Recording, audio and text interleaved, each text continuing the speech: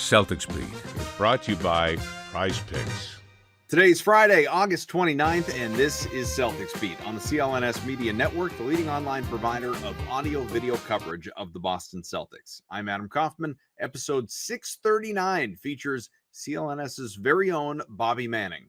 And I'm Evan Valenti. Today's show is powered by Prize Picks. Prize Picks is the official daily fantasy partner of CLNS Media. Download the app today. Use the promo code CLNS and get $50 instantly when you play $5.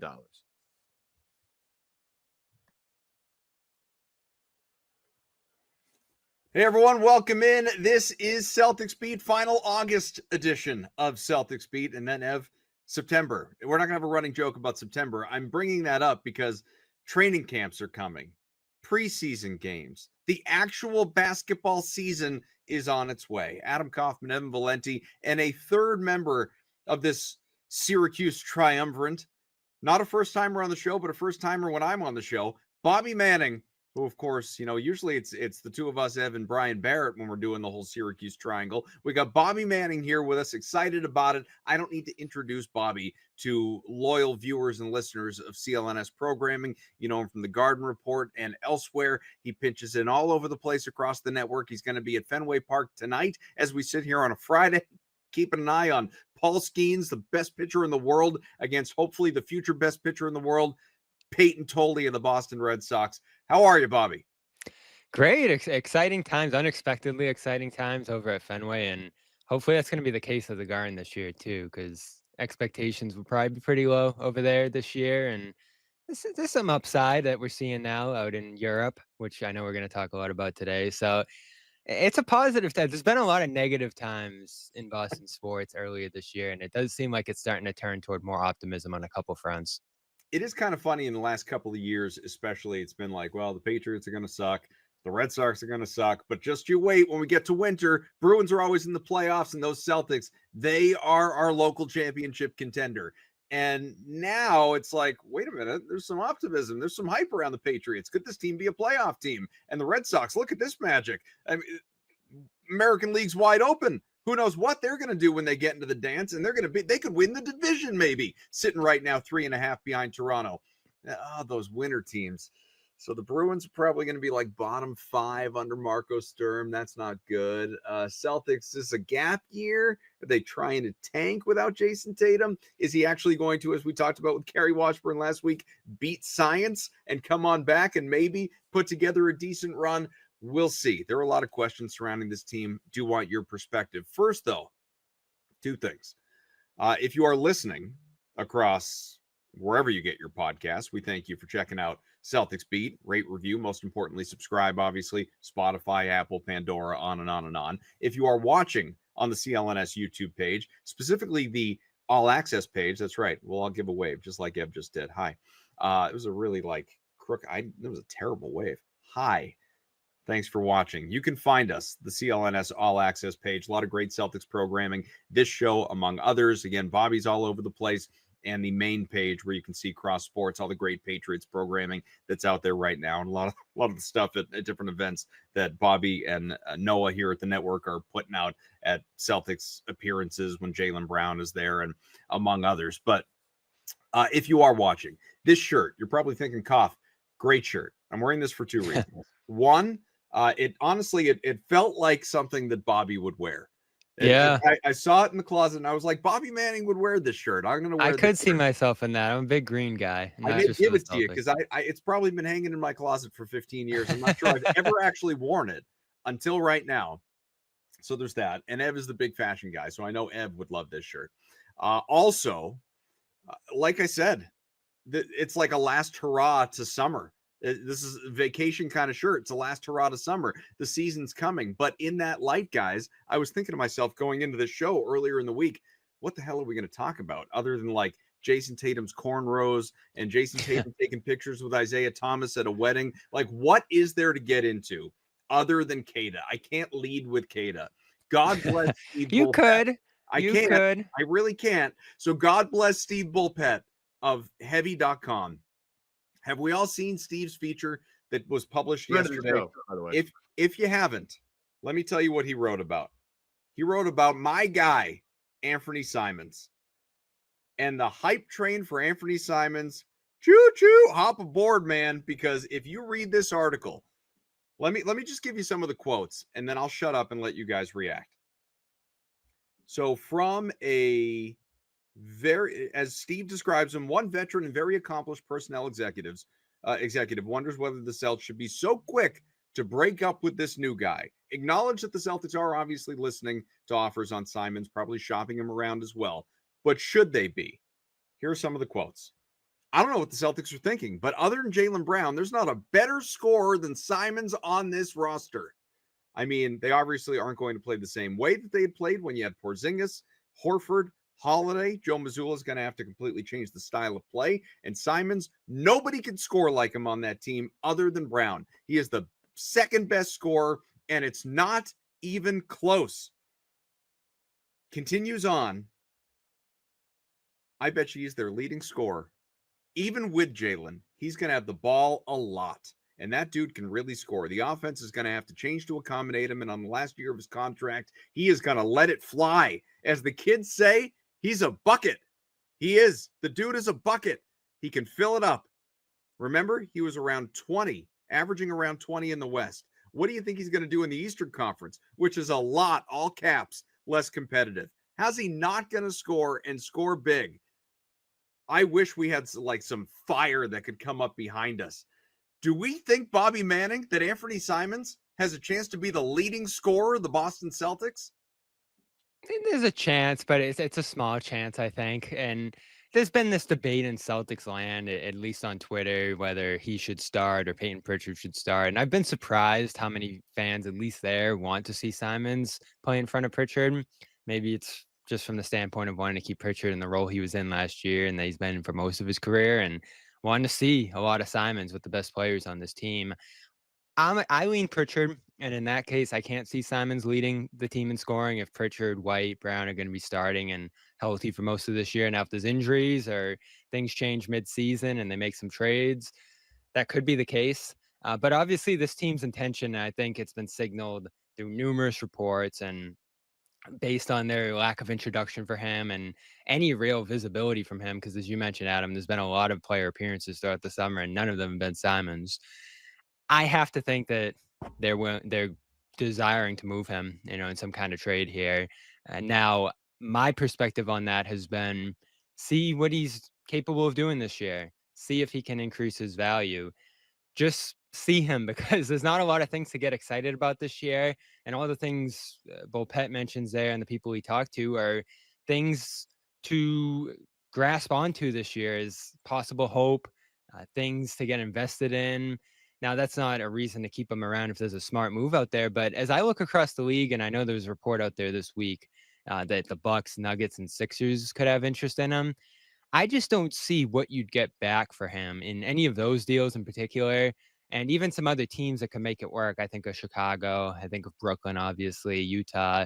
Those last two in particular would just be salary dumps. So I realize the tax situation and the aprons and all that. You have until the end of the season to address those based on how this year starts. So if there's not much out there that you can get back for Simons, I don't know why you don't just start the year with him. And maybe that is their intention at this point, given that they haven't made that move. Yeah, I mean, he has a number now. They gave him the number 4, so at least we have. Did he get a number finally? Yeah, they gave him a number finally. So we have at least like that little small IT reference on the show. Piece. Number 4. Yeah, we have a little small piece of, like, at least it looks like at this moment they're going to roll into the season with Anfernee Simons on the roster. But we had a really, I thought, in-depth conversation with our buddy Seth Lamb a few weeks ago about this Anfernee Simons issue that they have. And one of them is, like, there's just not a lot of people there are not a lot of teams that can trade for that contract in the NBA without getting other teams involved in certain aspects. It's just a lot of salary for certain people to absorb at this point, especially with the aprons, making it difficult, the 1-for-1 matching that you have to do. It gets complicated. The other part of that I also mentioned was, is there this, how do I put this? Like, I put it as the paradox, but this sort of like issue of trading Simons now versus trading him like in January, February when the trade deadline happens. And the reason why I brought it up is because, like, what if Anfernee Simons just gets hurt and tanks all the trade value and he's just basically an expiring contract at the end of this thing? There's nothing And wrong with an expiring contract, though, and that's something I think fans are going to have to get used to. Is in this new cap environment, there is value to just letting guys walk and gaining the flexibility that you get from saving all that money back. You saw with the Clippers, who got nothing for Paul George, filled that salary slot with numerous good defensive players, Chris Dunn, a couple other guys who led them to being one of the best defensive teams in the league last year. So there is benefit to just letting a guy expire too. You don't want to bring back bad money in any deal that you're making for Simons, because the whole point of bringing him in for Holiday in the first place was Holiday was 3 years, 100 million or whatever it was, and Simons is 1 year, 28 million. So it sounds like you'd be comfortable just riding it out if the right trade is there. Just yeah, because think of the options right now potentially. Attaching picks to move on from him, as they did with Niang, bringing back salary that's not great, or bringing back multiple years of less money. And I think keeping him around through the length of the season and maybe even bringing him back at a lower salary figure this summer. You look at some of the guys who've gotten stuck in free agency, particularly guys who play the same role he does. You could easily, price him down to like 10 to 14 million, cut his salary in half, and then is he valuable to you at that point? I think that's all worth exploring right now. He's extension eligible, I think, until January 10th, I want to say. So I think there's just a lot of reasons to bring him into the year. And they've signaled as such. Brad has even said himself that they don't want to give up great assets with guys that they're moving on from just for a luxury tax relief. So that's going to be the interesting question right now, right? They're 9 over the tax. The new owner's in, and he's approved and all that right now. Do they have to get below the tax? Because that adds some urgency to moving a guy like Simons. If you can pay $30 million in tax just to have flexibility throughout the year, and again, that doesn't actually lock in until the end of the season, I think that's the best move, because I don't think you want to make any trades out of desperation right now. Listen to Mr. Humble over here, Ev, the new owner. Like they're not on a first name basis at this point. You gotta come on. We have open invites every week for Bill Chisholm. Super Bobby Manning fan Bill Chisholm is how we know him around here. Yeah, we're trying to. He's been a little buttoned up to this point, understandably, as the deal took until a couple weeks ago to get finalized. It took a long time. Yeah, not even. Let's I don't know, play this out a little bit with Simons. I think most people would agree that a midseason deal, something before the trade deadline, maybe is inevitable, certainly makes a lot of sense. Not the end of the world like you outlined if he's with you the whole rest of the way and he's an expiring contract, even if you just let him walk. I could be wrong. I don't really see a universe where he goes from making 27 million all the way down to like 10, 14. I mean, he'd have to really get stuck or really have a terrible year. And I'm trying to think of what's win-win, what's lose-lose, what's best for the Celtics. It depends who you're talking to, right? Like we had Washburn on last week. He believes this team is a playoff team, not a play-in team, not a gap year kind of tank. This is a team that in a lousy Eastern Conference is going to be a top 6 team. There are other people. We've had Greeny on, and I think Landman maybe even fell into this category as well, Ev, who look at it and say, like, this team might not win 20 games or it might not win 25 games. Like this is a bad team with no front court. And, don't be surprised if you see the stars, heaven forbid somebody gets hurt, but even just some strategic resting down the end of the year and they're, jockeying for draft position and that type of thing. So I don't ultimately know what they want. They are a team that is coming off a series of years where they have been viable, legitimate contenders, even champions. And they hopefully have that right around the corner upon the return of Jason Tatum, if we're to presume that's not this coming season.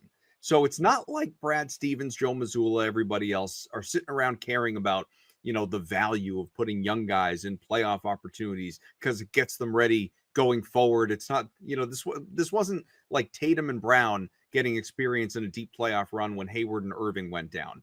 That's not what this year is. You don't have that in terms of youth on your roster, in terms of that level of talent anyway. So Are they happy to ride out the year with Anfernee Simons? And if he's good enough to trade and you actually get something for him, great, that's a win for us. Or if he's with us the entire year and he sucks and he doesn't help us win and then he walks, great, that's a win for us.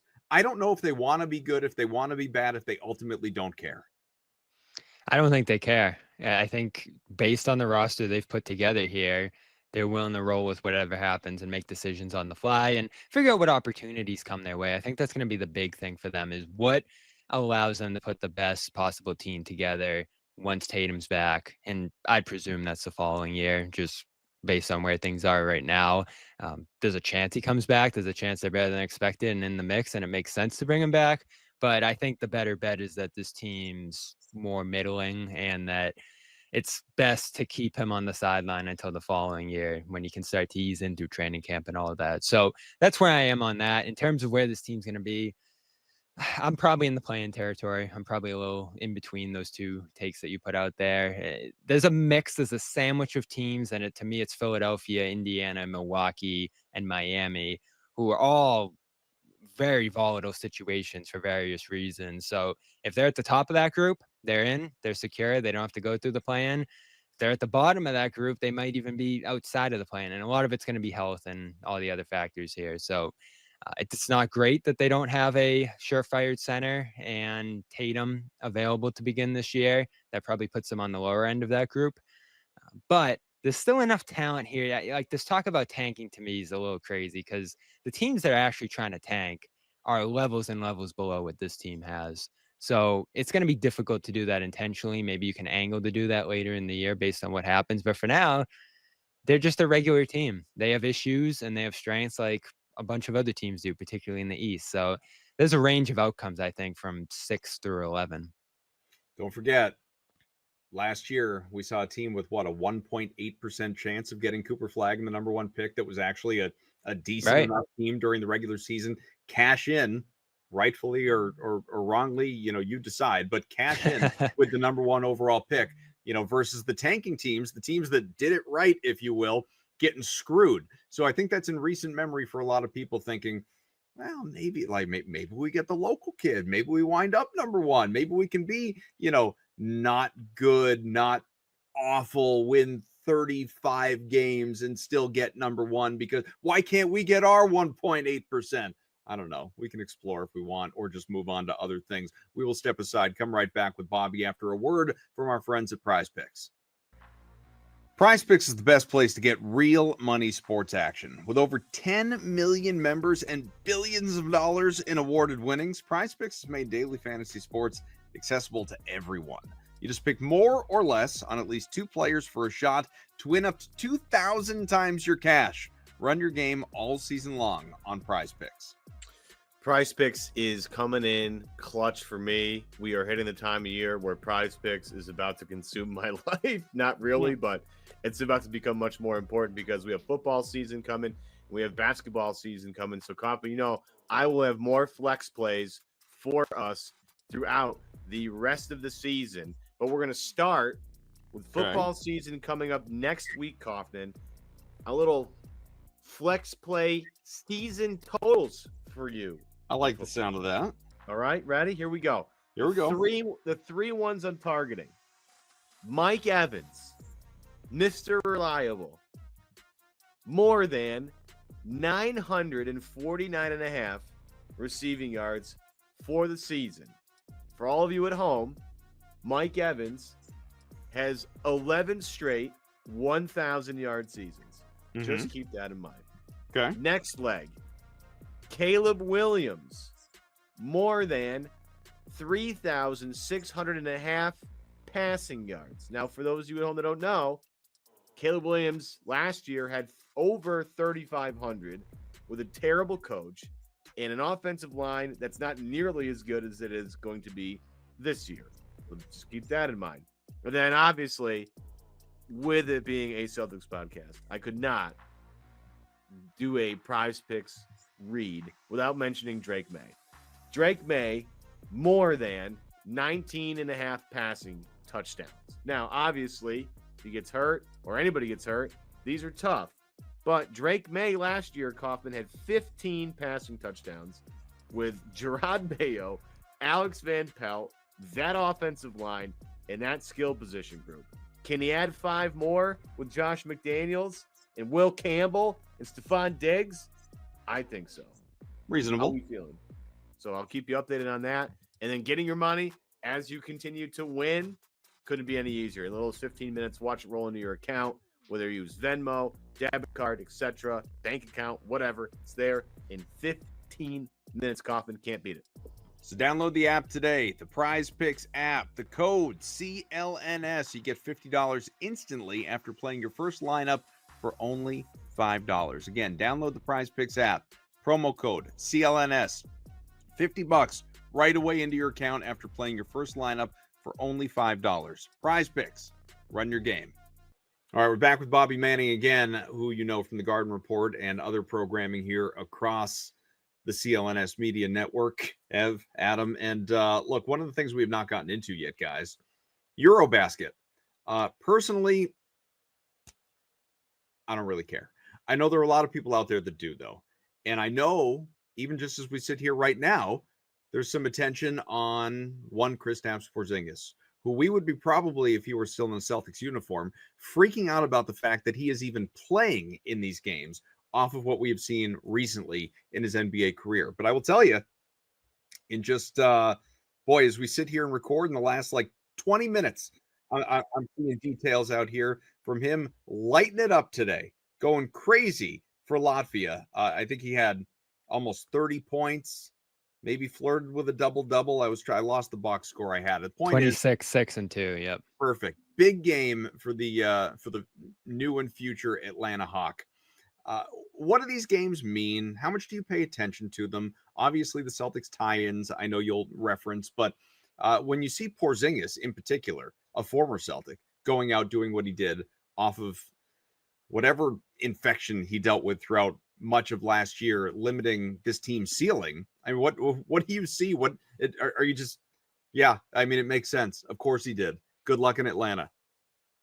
Yeah, I have optimism about him going to Atlanta, and I just generally like his game and enjoyed the Porzingis experience despite the downsides of it, and was disappointed to see him go in the kind of trade he did this offseason. So I still have hope, at least when he's on the floor, of him being a important, productive player for a team like that. I'm high on Atlanta going into this year. I have them top 4 or 5 in the East, depending on how things shake out in Detroit.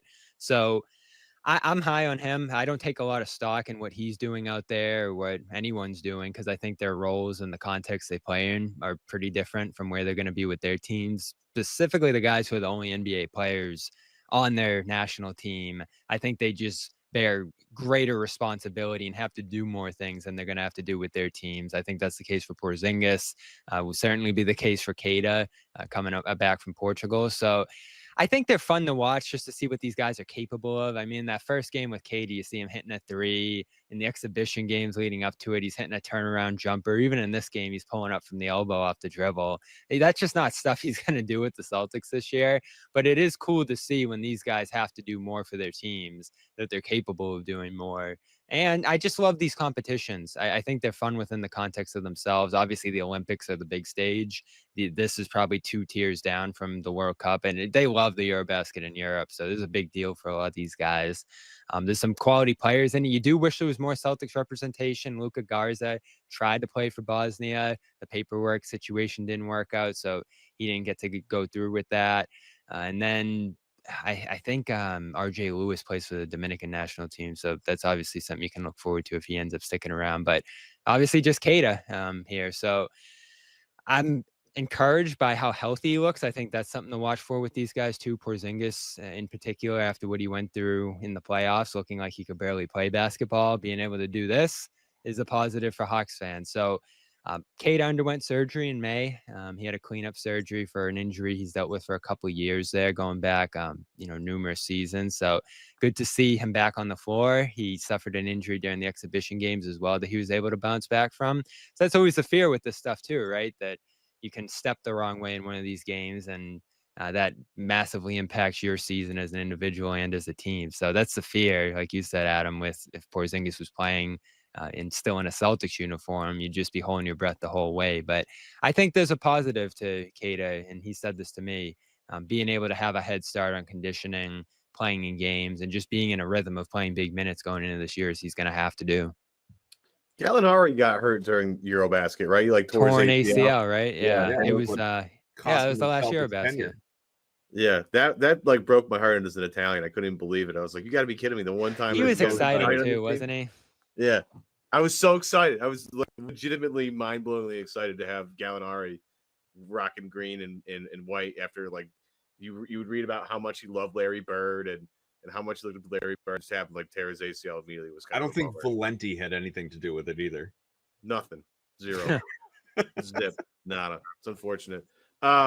I do find it weird that we still have no idea what the hell Kristaps Porzingis was dealing with. Like, we have like a very vague description of an illness, and yet at the same time, I mean, I'm happy for the guy. He seems to be back to somewhat normal, but we have no clue. What's the difference though? Like, I mean, what does it matter? Clarity. Like, if you got the details of whatever, like, and I'm making this up, whatever maybe viral meningitis that he dealt with, like, who gives a crap? Geez. Kaufman, who took more crap from Celtics fans this offseason than Kristaps Porzingis? It's like Malcolm Butler, right? We still have no idea why Malcolm Butler was benched before the Super Bowl. Yeah, but that's so different. That's a benching. Like, what led to it? He was healthy. He was a difference maker. They would have. I will maintain forever. They would have won that game if he played even a portion of it, let alone the one special team snap or whatever it was. That's a benching. Your guy is healthy and available to go, and again can alter the outcome of things. For whatever reason, Porzingis was physically unable to be himself throughout the majority of this past year, and the reason why, ultimately, like, the bottom lining the thing, he can't play. So whether it's and I know it wasn't this, but whether it's a knee or a broken hand or a concussion or some sort of bubonic plague that we would always reference, like, I don't need to know what it was because it's not going to change anything. Well, it confused fans, and I think he got some flack, Kevin's point, that fans didn't understand why he didn't look like himself, and less so than a broken hand or knee injury like Jalen dealt with, right? Jalen didn't get a ton of flack for the way he played despite the inconsistencies of the torn meniscus he dealt with.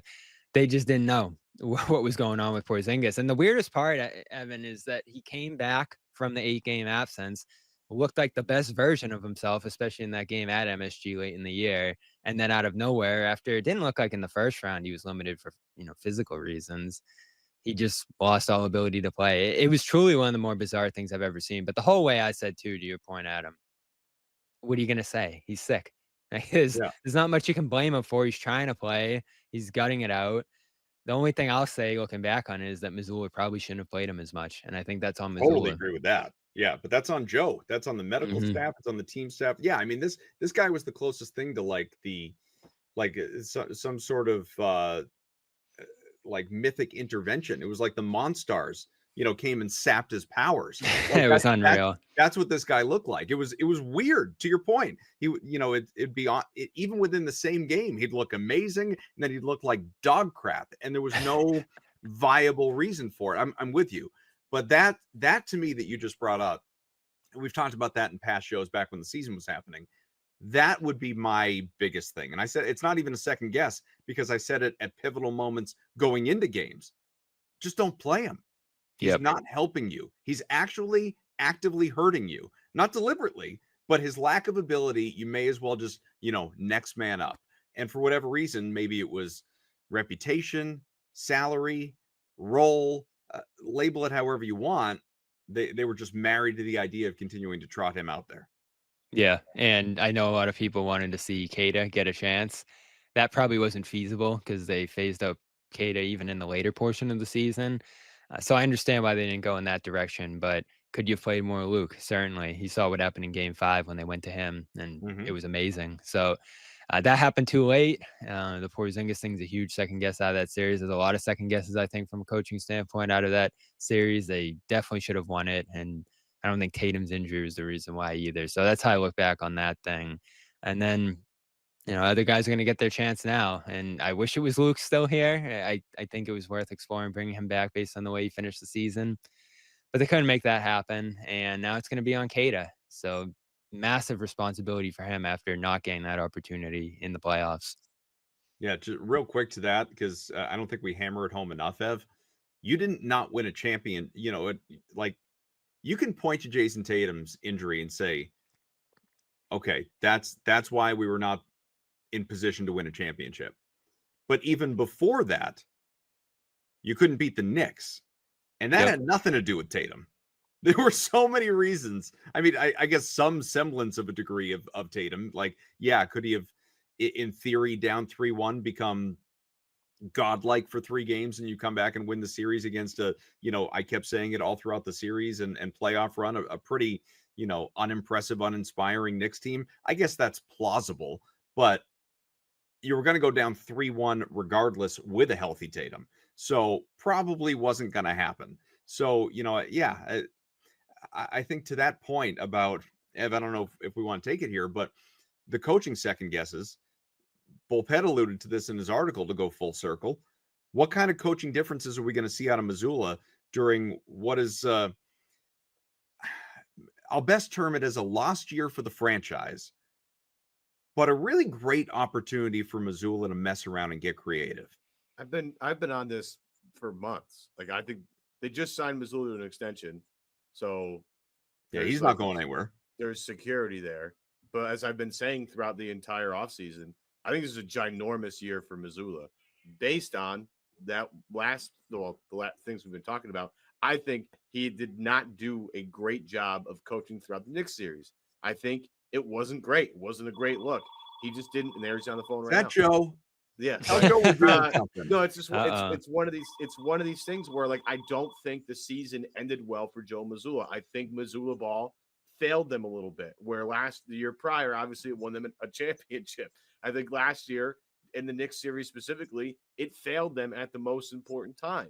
So as we get ready for this season, I do think that Mazzulla, if he doesn't have a couple of new wrinkles with a team that clearly is going to be very different to what his philosophies are. Again, I'm saying this, and I totally believe in Joe Mazzulla. I think he's a fantastic coach. I love the way that he talks and explains things and finds inspiration in different areas. But he does need to show me something this year, because this is going to be hard. I'm not saying he's got to win 50 games or anything. No. I don't even necessarily need him to win 40 or anything. I just need to see something a little bit different that it allows his team to play a little bit differently and highlight his strengths. Obviously, Boston built a team that was heavily reliant on three-point shooting, right? They have a ton of great shooters all over the floor. That was the secret sauce, maybe one of the best three-point shooting teams of all time. Well, now you don't have that roster, right? You don't have a lot of those guys anymore. So what are you doing now to highlight the strengths of what you do have? And again, I'm thrilled. I can't wait to see it. I'm excited as hell. Like, I can't wait to see what he does with Simons as an example. We've talked about this. But Bobby, I have been kind of sort of pounding the table. Recent history shows us that nobody outside of, like, Greg Popovich, Eric Spoelstra, and I guess to a certain degree, I'd throw Steve Kerr in there as well. Outside of, like, those 3 guys, nobody in this league is safe from anything. And even though they just signed Joe Mazzulla to an extension, if this goes horribly wrong, I think he's on the hot seat at the end of the year, and things could get a little too tight for Mazzulla. Am I crazy? Yeah, it depends how it happens. If everyone gets hurt and they trade guys and that's how they tank, I don't think it falls on him. If he's unable to even get the team back on track without Tatum and guys struggle and it's bad from the start, that's a different conversation. Young guys don't see strides, because this is going to be an important development year for a number of guys too. And I think that's something they'll stress that he prioritizes this time around. I don't think he's leaned on younger players for good reason in recent years, given that they had veteran rosters. They're going to have to do that more this year. I think Stevens is stressed that they have to play faster. The thing grinded to a halt late in the year in a way that you could see statistically and with your eyes. And then I think stylistically, they're going to have to switch it up. There's a team that I think ranked 26th in cutting last year. I've stressed that when you look at the Bouchers and Minots and different guys that they've brought in, these are players, Hugo Gonzalez too, who thrive on cutting. So they're going to have the freedom to do that. And I think for a number of reasons, they didn't do that with these past rosters. They've played more 5 out and prioritized spacing. But now they're going to have to play out in the open floor a little more to give themselves more easy chances. And they're going to have to be willing to do different things in the half court other than play, pick and pop and just drive and kick, because Tatum's not going to be there to draw in that gravity and, pull guys from the perimeter. And they're just not going to have the same shooting personnel this time around generally. So it's definitely going to take some adaptation. I trust that he's going to do it. I think you've seen him do it in different spots. Last regular season, I think they adapted to not having certain guys and having others. They played Kada and Cornette together, which was an interesting experiment. I think he got super open-minded during the regular season, so it was shocking to see them tighten up during the playoffs, go away from some guys that showed things during the regular season, not even try them in those circumstances. So I think it's going to require him being willing to roll with numerous guys through their mistakes. He had a tight handle on Kada. When he would make mistakes, he would come right out of games last year. I think you're going to have to be willing to roll with some mistakes from some guys who aren't these Drew Holiday, Porzingis, Horford level seasoned veterans. I mean, those guys were so close to perfect in their roles. Now you're dealing with younger players who are going to inevitably make mistakes, not be in the right positions all the time.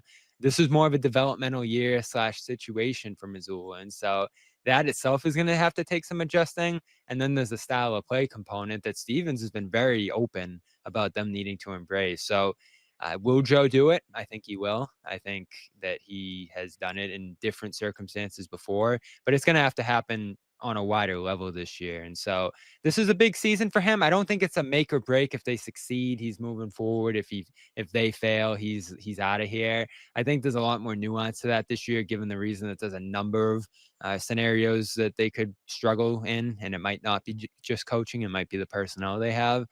So I think he has some room for error in that sense, but it's just going to be the approach. Like, you can't phase out young guys this year. You can't try to play the exact same way you have in recent years. And I'm confident that he's going to do both of those things, play the young guys and try out some new things. Yeah, listen, Joe Mazzulla's not going anywhere. Joe Mazzulla could win 7 games this year, and he's not losing. I agree. His job. He just got a contract extension. He is beloved by Brad Stevens. Beloved. Off of 1 year when you don't have Jason Tatum. I think there's one scenario, Adam. He also, he also, correct me if I'm wrong, because I know the Celtics don't give out this exact information, but the report was before the contract extension that he had multiple years remaining on his deal. Mm-hmm. So this wasn't a lame duck year. The extension did not need to happen at this time. It was a vote of confidence for sure, but it was unnecessary, and I'm not against it. I like Joe Mazzulla. I want Joe Mazzulla to be around. But that to me only reinforces we don't care. Like, the timing is not accidental. It's we don't care what happens this coming year. Joe's our guy. Look, I love Joe. I know how the NBA works, and I think that anybody thinking that he's safe would not a good development season, some different things. I'm not saying he's got a job for life, but he's got a job. I think if he's got a job for 2 more years for sure. We'll see. I'm not trying to be, not play contrarian or anything. I just, when Michael Malone gets fired from a job, I just really can't believe it. So, I mean, well, to that point, Evan, I think it comes down to and Adam alluded to this as well, him being on the same page as the front office. Are they both in alignment on what they need to do? Yeah. I think that's always Tom Thibodeau. I think that's the case in every scenario where a coach loses their job, regardless of the success. I think it rarely comes down to wins and losses. Yeah, I would agree with that. I'll also add it's a little, it's a little apples to oranges. I'm going to cross sports. You can bear with me here, but I'll say this about maybe Ev's excitement, my excitement, anyone else who feels the same way going into this year, specifically about Mazzulla and what he does. I'm always curious to see what a head coach, manager, whoever does when you're down your best, most reliable weapon, especially for an extended period of time. Joe seemingly has this entire season ahead of him without Jason Tatum. He's not absent weapons. He still has Jaylen Brown, an all-star, a borderline fringe all-NBA guy. Derek White, hell of a player, obviously a fringe all-star. Anfernee Simons, he might lead the world in scoring. Peyton Pritchard, There are weapons, obviously, on this team. This doesn't automatically have to be a bad team, especially in a bad conference.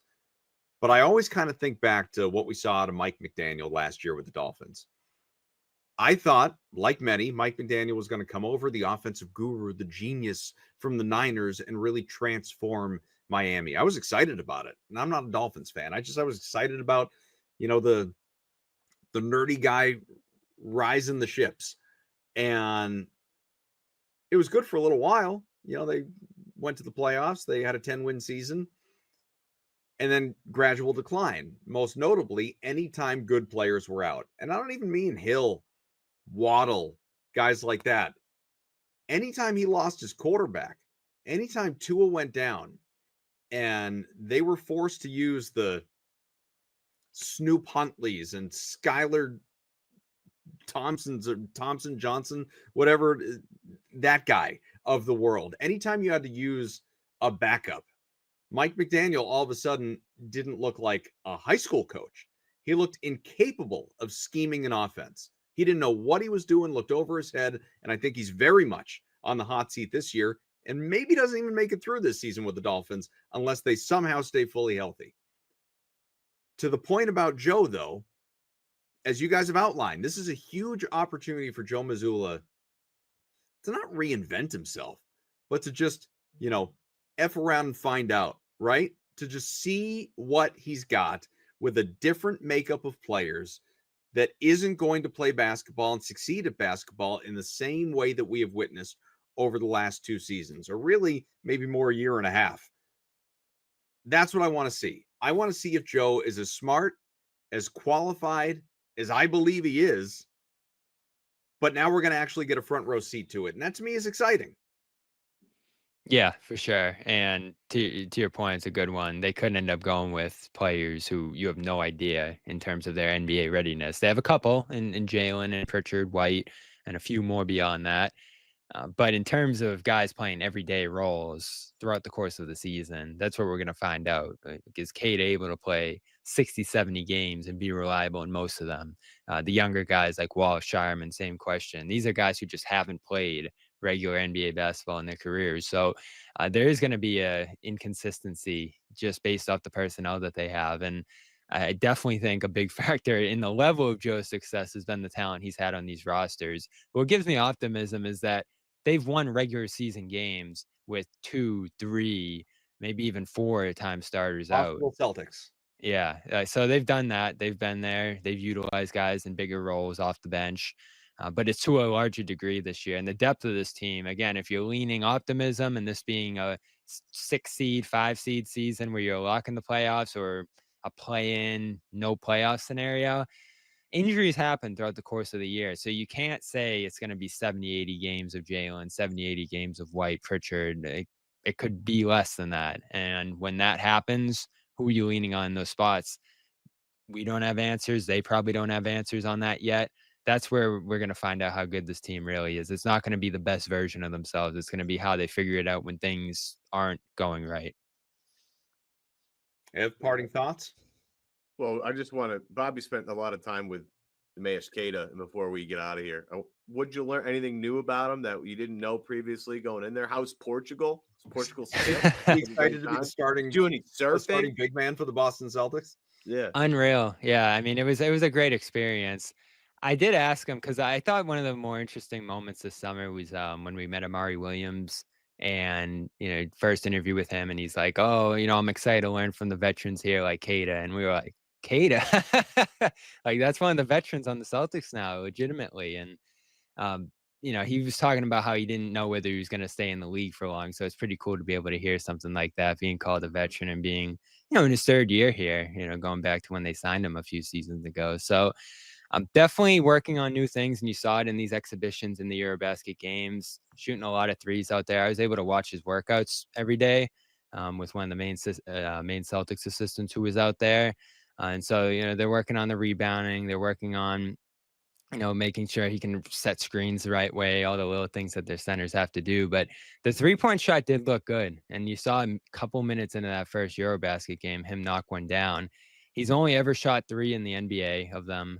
I think he shot 11 in the G League in his time down there. So he hasn't taken many, if at any at all, through a lot of his career. But you do see him working on the pregame. You do see him knocking them down in a game like this. So I'm interested to see how much that's going to be there. Otherwise, good to see he's healthy coming off the surgery. That was a revelation when I went out there. Obviously, he was doing a camp for the second time in Lisbon, where he's from, and I got to see where he's from. Drive around there. It's a small town just south of Lisbon, and of course, if you don't know his story super well, he's the only player in the NBA ever from Portugal, and now, of course, the only champion from Portugal as he starts to add to that resume. And you're starting to see whether things could follow from there. And so they beat Spain for the first time ever this summer in the exhibition slate. They won that Czech Republic opener there, which puts them on a decent path to move on. I mean, this is not a basketball country. And the fact that he's leading the charge on a lot of the improvement and evolution of that, it's pretty cool. And I think it's a reason a lot of fans should want to see him continue to play for the Celtics and succeed with the Celtics, is that there's this whole country behind him who is just starting to get into basketball for the first time over the last 5-10 years here. So it was definitely a cool week. The experience there was way better than I could have imagined. It was just an awesome time in Lisbon. And there were a lot of, cool moments at the camp too, just being around them. Tony Douglas, former NBA player's son, was taking part in it, so he was there. So it was just a great week. Again, got to see him work out every day. Got to spend a lot of personal time with him, which was pretty rare. And, he wasn't expecting this role going into this year of being a potential starter. That was a surprise the way things went down. But I think you're seeing him embrace it. And, he's a pretty low-key guy. He's definitely someone who's had to build up his confidence in basketball as time's gone on, starting a little late and, just ending up in situations unexpectedly with bigger roles than maybe you would have anticipated. But I love the fact that he's going to get that chance this year. Like, that's all guys need a lot of the time. A lot of players, I think, have failed or succeeded based on whether they get an opportunity. And he's going to get a big one this year. Like, he will not come out of this year saying that he didn't get a chance. Real quick before we do let you go, because I'm sure a lot of people heard all of that and have checked out your story, which is, of course, available, CLNS. Make sure you do check it out. Bobby's Twitter is Real Bob Manning. I'm sure there's a curiosity about just how does something like this come about, to where you can have all that personal time, to where you chase this story and can follow him there and travel with, presumably with him, or at least, in Lisbon with him a great deal. Does it just come through getting close with him in the locker room and, you get to talking, and how about this? Or, what's ultimately the origin of it?